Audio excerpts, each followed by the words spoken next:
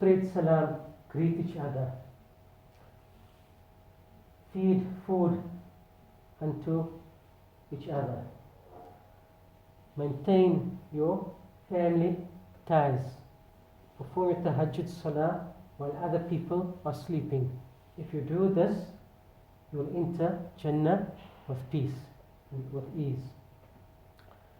And Abdullah bin Salam anhu, he looks at the face of Rasulullah sallallahu alaihi wasallam and he says, "Inna hada laysa wajhul kadhab."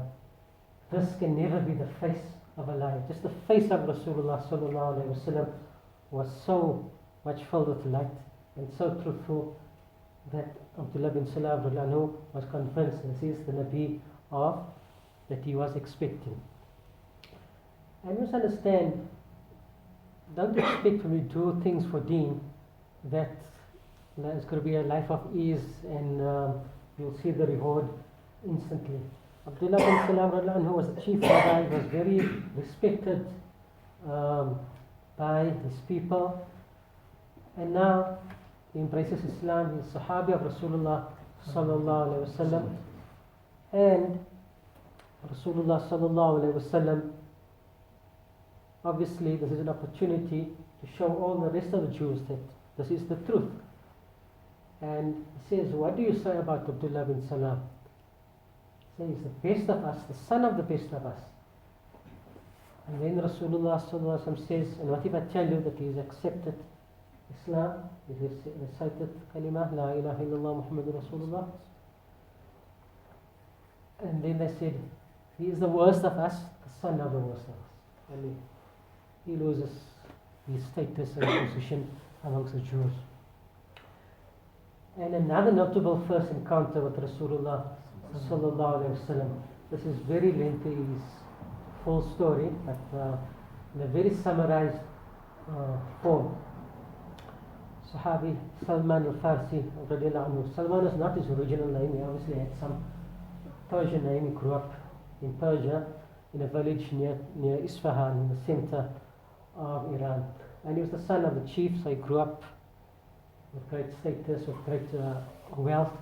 And this is long. Ulama say that he had, some people speak of centuries, but let's just put it that he has a lifespan of well over a century. So this is now before the time of Rasulullah sallallahu alaihi wasallam. The people of Persia were fire worshippers, and his job was to keep the fire lit that they used to worship. And he comes across a church, sees the people worshipping. What? There's nothing here. And they explain, we're the followers of Isa alayhi salam, we worship God. And he's very impressed with this. And he said, where can I learn more? And he says, they tell him that our religion started in Syria. As I mentioned, Palestine Islamically is included, and in ancient times, part of the greater Sham area, Syria. So his family get very upset with him, they imprison him, he loses all his wealth, he escapes, he ends up at Syria. His first person that he goes to learn deen from, the Christian monk, was a great deceiver. He was using the people's sadaqah, charity, for his own purposes. And he goes to another teacher, like this teacher after teacher, was has such a long lifespan, all his teachers died. His final teacher, he says now, each one recommends him, now you can go to that person, go to Mullah Bilal, go to Mullah Mikhail. But now there's no more Mullahs, everybody's gone, all the sincere ones. He said, now I don't know of anybody left on the face of the earth who worships Allah as he should be. Remember, Christianity, when it started off, obviously the deen of Isa alayhi salam, the first Christians worshipped Allah alone and accepted Isa alayhi salam as a Nabi. Later on they came up with this, 3 is 1 and 1 is 3 stories. But now he says there's nobody left on the face of the earth that I know of that worships Allah as he should be. I said, now wow, what do I do? So he says, I believe the time is coming for the final Nabi. You can seek him out. Go to the land of Arabia till you come to a place where there will be a city surrounded by palm trees and old lava fields. That is the space where the final Nabi will come. And there's 3 signs to identify him. Salman radiallahu anhu and joins up with some travelers. They steal all his wealth and they take him as a slave and they sell him into a slave. Sell him into a slave. 15 times he passes master to master to master. And his final master is a Jew who takes him to his city of Yathrib. He comes and he says Yathrib is a city surrounded by palm trees and old lava fields. And his hope rises that is this the place that my teacher told me about. And being how many years? It was decades upon decades that he was looking for Rasulullah sallallahu alaihi wasallam, and being sold as a slave, being beaten, being starved, all the difficulties he went through, but he never gave up. One day he is picking dates for his master. He's in the top of the tree, and the master's nephew comes and he says, the Arabs have gone mad. They say this is Prophet that's come. And Salman Anu says, like a fever overcame him and he almost fell down on his master who was sitting down there. He came down. What did you say? And he got a beating for that. Nevertheless, he made his way to Rasulullah sallallahu alaihi wasallam with a basket of dates. And he said, oh man of Makkah, I heard you are a holy man. Here's some charity for you.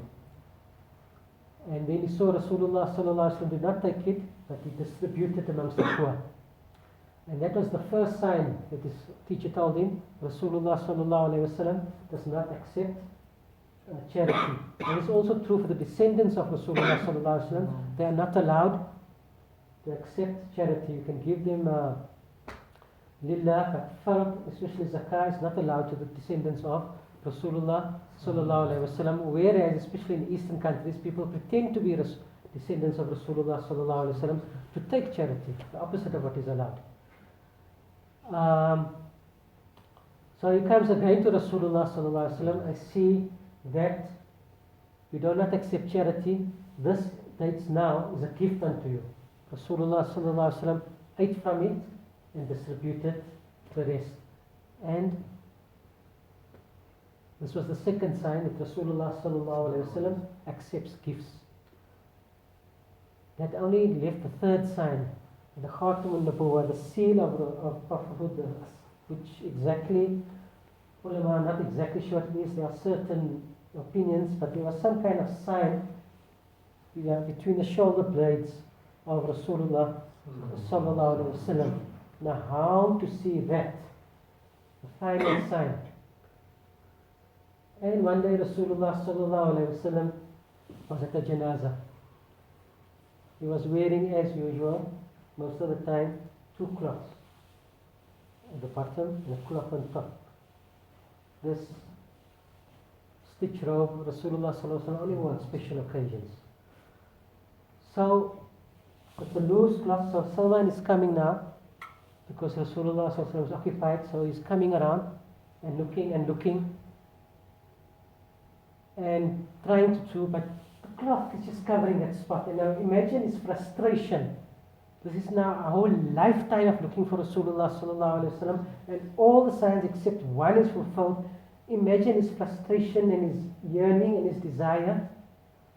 And he's coming and looking and going around Rasulullah sallallahu alaihi wasallam, and Rasulullah sallallahu alaihi wasallam realizes what he wants. So Rasulullah sallallahu alaihi wasallam removes the cloth, and Salman's behind, and Salman Jalanu, I mean, we don't know what emotion he must have gone through that, but try and put yourself in that position and what suffering he went to meet Rasulullah sallallahu alaihi wasallam, what he had given up his whole lifetime, years and decades of looking for Rasulullah sallallahu alaihi wasallam.